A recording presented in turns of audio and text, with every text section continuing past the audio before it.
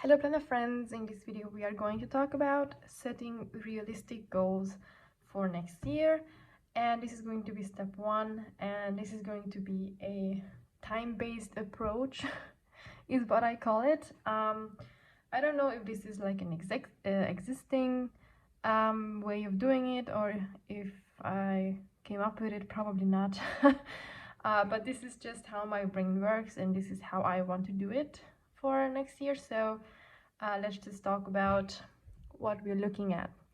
So this is a weekly schedule. It's not the most prettiest thing in the world, I can see that, but it doesn't really matter that much because this is just to model our lives. So the things with goal setting, I feel like personally for me, is that I like to set a lot of goals. I am a very ambitious person. I want to achieve a lot of things. I have a lot of dreams, that there are a lot of things that I want to do. And it's, it kind of is hard to hold myself back, especially at the end of the year, where I feel that new year motivation, excitement, and I feel like I want to do it all like right now. And the problem with that is that usually it's way too much, way too many goals, way too many things that I want to do. I wouldn't be able to even like realistically like cram them into my life anyways. And so in the beginning of the year, I am kind of motivated to like really pull through that very stressful doing it all kind of schedule that I set up for myself, so that I am not falling behind on my goals in the first week, just pulling through. And then I come to a point where I'm just like exhausted, I have been burned out because it's just too much. So I feel like I need a more realistic approach to setting some goals. And I still want to do goals, obviously, because I'm just a goal-oriented person and I need that and it motivates me. So it's not all bad. It's just the way that I do it is kind of bad, I think. So I never really thought about, the time aspect of a goal. I just always sat down and was like, okay, what kinds of things do I want to achieve next year? Like, okay, I really want to go to the gym 4 times a week, but I also really want to reach that many followers on Instagram and those many subscribers on YouTube, and then learn the splits and, and read 50 books, but also have a very long morning routine and go to work and the university. And it already sounds like a lot of time, and it sounds like that because it is a lot of time. And you never really, or I never really think about the amount of time that these tasks come with. Reading 50 books gonna take a long time, especially because I'm a slow reader and I also like to read slow and enjoy the book. So it's a lot of time to sit down and read a book, especially if there are 50 long books, like 50,000 page books. It's gonna take me a long time. And so if I have that goal and then I have 10 other goals that are gonna take the same amount of time, and then I still have to go to work, I still have to go to university, then it's just, even without writing down the numbers and calculating how much time it would take, I can already kind of see in my head that it's not going to be possible. There is not enough time in the day to do all that, and it's fine. So that's why you have to prioritize then in the end.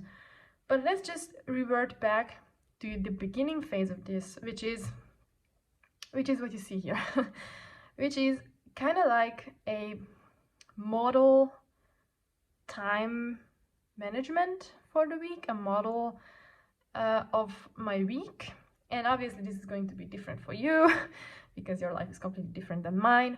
But I just kind of mapped out the things that I know are gonna happen and have to happen. Well, have to is maybe a little bit strong, but a lot of these things gonna have to happen.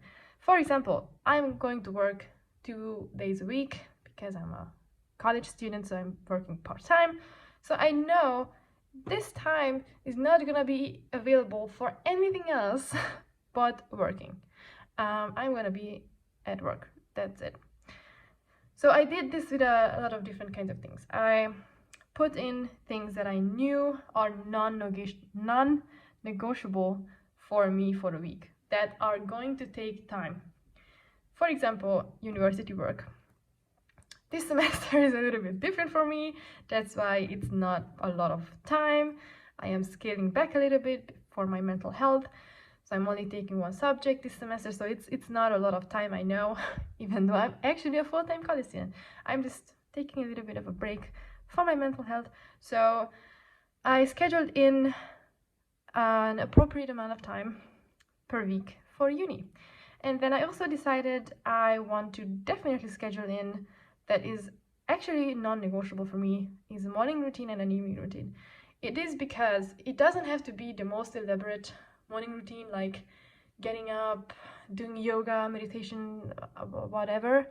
But I know that I want to get ready for the day. I want to do my makeup. I maybe want to do my hair. I need to get dressed. I want to drink a coffee at home. And sometimes I even have to commute, as you can see, to work.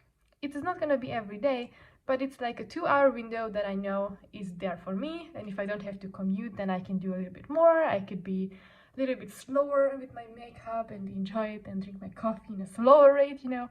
It's just, I know 2 hours in the morning is gonna be crucial for me to either get ready quickly and get out of the house, or get ready slowly, depending on what I'm doing afterwards. And the same thing for the evening routine. I know I'm gonna have to cook dinner almost every night. And I also know that I'm gonna need time to brush my teeth, you know, to get in the shower, to change to pajamas, to maybe tidy up my desk before closing out the day, you know. So there is like this time window in the evening that is gonna be free time, in a sense that I need that time to do stuff like dinner and getting ready for the night and stuff like that. Also planned in chores. I mean, 7 hours is maybe a bit too much for me. I have a small apartment with my boyfriend and we do the chores together. So it's really maybe not 7 hours, but if it's not 7 hours, it's less than 7 hours a week, that's fine. Then I have just, you know, want some time back. But if it's 7 hours, I have the 7 hours a week to do the chores. So kind of like the same thing with, you know, I have therapy every Wednesday that I have to go to. I have to commute back. So 2 hours of commute and then an hour therapy. And the same thing with like commuting after work back home, going to get some groceries and doing a meal plan. Those are gonna have to be somewhere in the weekly schedule for me, because I need to do those things. So now I look at this plan and I see, okay, I actually do kind of have a little bit of time. I do have time. I have time here, I have time here, I have time here. Now I could say, okay, those time frames are gonna be for my goals, especially, nothing else. Now I just realized I totally forgot something, so let me just add it, because obviously that's important, which is I'm gonna have to eat lunch in these time frames. Obviously, I'm just gonna put it here. The exact hour is not really important, it's just about the amount of time, but I kind of like the conceptualization, oh my god, I can't talk today, of seeing it as like a weekly schedule. Okay, so back to the plan. So I now see the amount of time. Obviously I could now say all of this time is going to be towards my goals. Now that could work, but I know myself and I know that I'm gonna need some free time as well, because I'm not gonna be grinding towards my goals every hour of the day. I'm gonna have to have some downtime, time for me to just chill, you know, not running from one time block to the next and doing the next thing. So it's not gonna be exactly this amount of time that you can see, but this is now definitely a more realistic amount of time. And this is obviously also going to change throughout the year. And now, this is now my situation. This is my plan. If the semester is over and I'm starting a new one, which is going to be around March, I'm not gonna only take one subject, so a lot of my time is going to be occupied by uni work, if not all. So this is now just like a current look into how many hours would I have to complete my goals. I would do this kind of evaluation, maybe not in this detail, but if you have these bases and like some things change, you can just quickly add or take away hours if you have more or less. But I would do this like on a monthly basis. Like if you set your goals for a month next year, I would definitely sit down at the end of the month and then do a quick check-in. Is this still valid? Do I still have this amount of time, or did things change, or do I see that this is not an accurate depiction of my time and I need more for whatever? And then you can adjust, and then you have a new kind of weekly schedule and a new amount of time that you can use towards your goals. I hope that makes sense. It makes sense in my head. I hope it makes sense.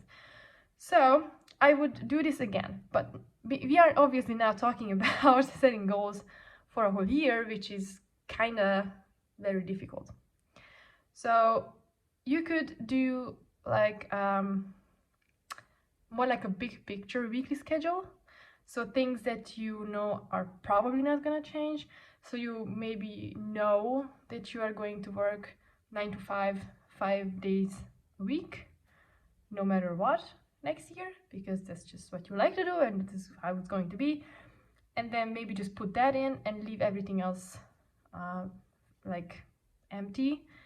And then on a monthly basis, just put in stuff that is like more valid on a monthly basis. But I am using this as a starting point, and I am going to adjust accordingly next year. But this is a starting point. So this is what I'm going to use as a base.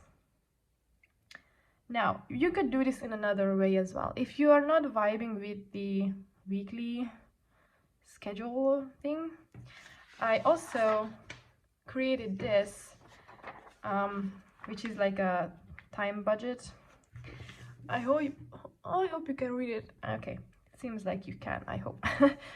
So if you're not into the time mapping stuff, maybe you're more like a just calculate the hours, which is also totally valid. So I call it a time budget because it's basically a budget. It's budgeting your time. So you have an amount of income in time, which is how many hours you have in a week.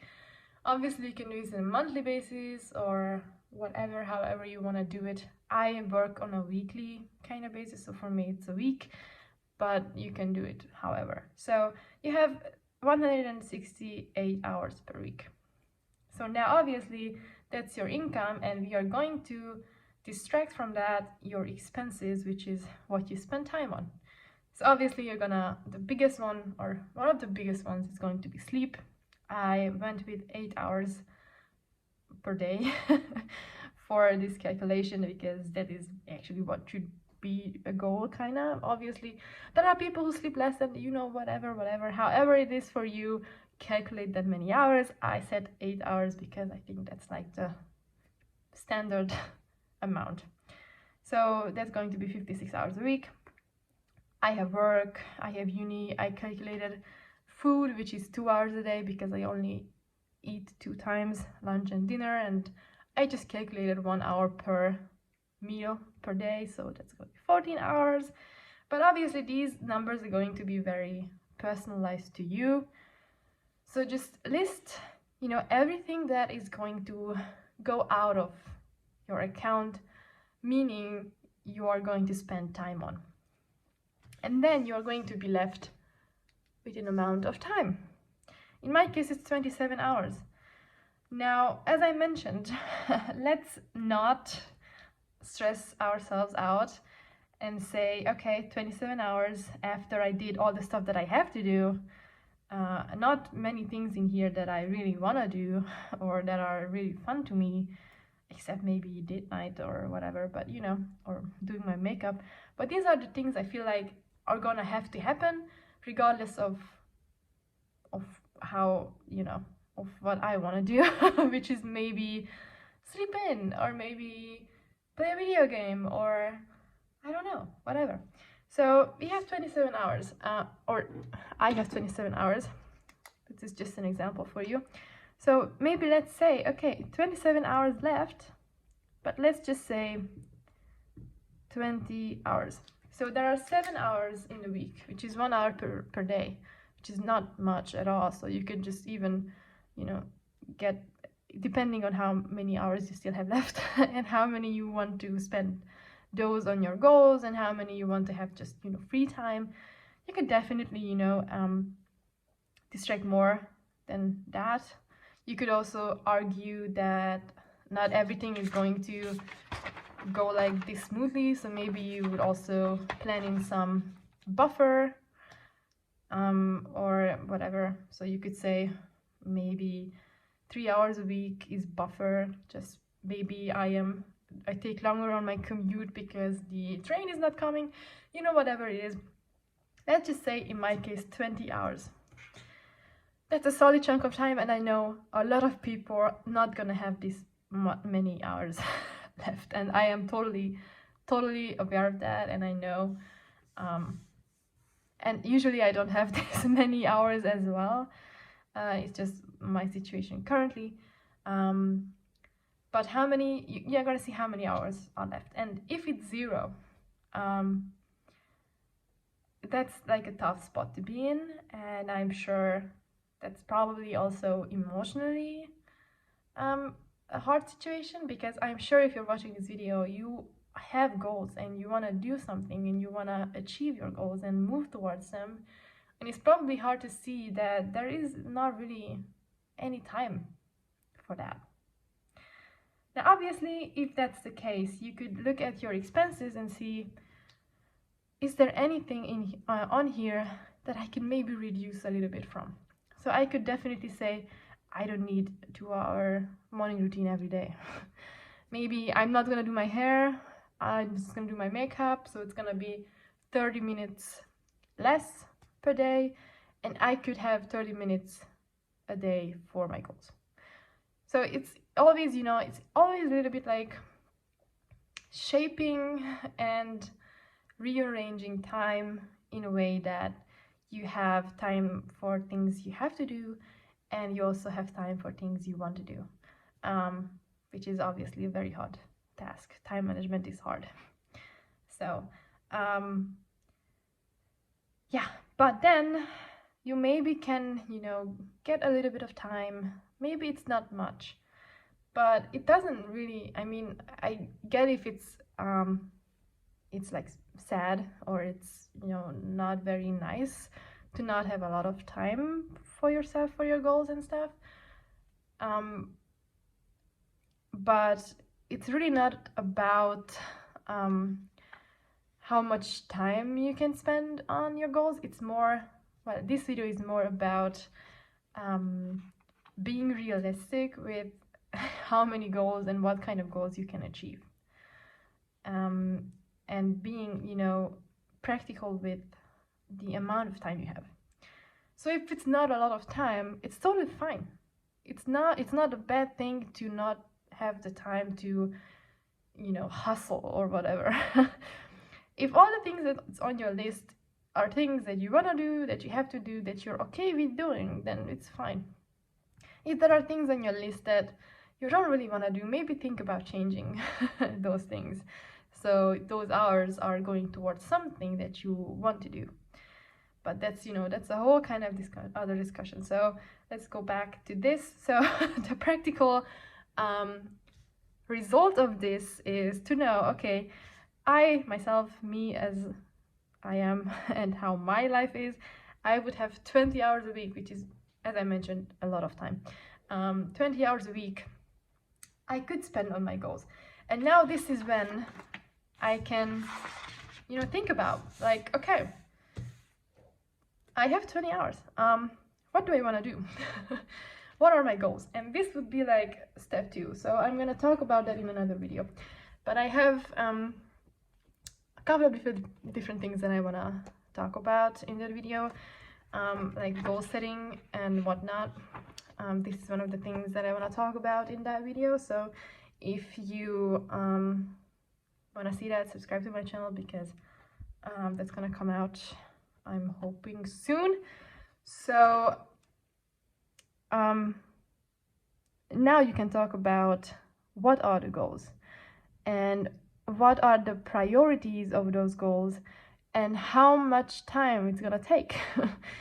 And then you prioritize, you decide the amount of time, and then according to that priority list and the amount of time it's gonna take, you can start to fit in stuff. And as I mentioned, this is not going to be like a set a plan for a whole year and then forget about it, because life is going to change. You're going to have to see if this is actually accurate or if you were like deluding yourself, because that happens to me as well. And so it can be that this is not an accurate depiction and that I would have a lot less time than I thought, or maybe even more. I don't know. We're going to see. So I feel like I said a lot of things and I hope I said everything, but if you have any questions about this, let me know in the comments and I am going to try to answer. You could also go over to my Instagram and DM me there. I could maybe even answer questions in stories if it's easier than typing it out. But I hope you liked this video. And I hope it brought you some kind of, I don't know, helpful tips or whatever. And if it did, maybe leave me a thumbs up, like this video, maybe even subscribe if you want to see more content from me. That would help me out a lot. And thank you so much for watching. I hope you have an awesome day and that we see each other very soon. Until then, bye.